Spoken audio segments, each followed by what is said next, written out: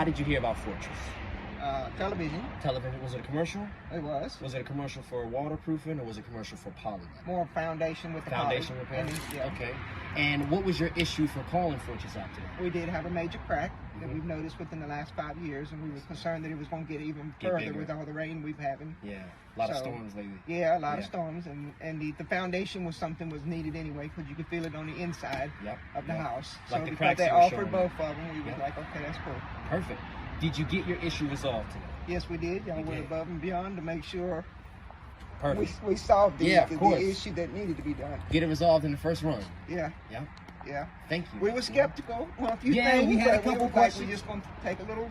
We had a couple questions, but we took it slow and we got it. Yeah, we got it. It come out a lot better, and it impressed all y'all too. Yeah.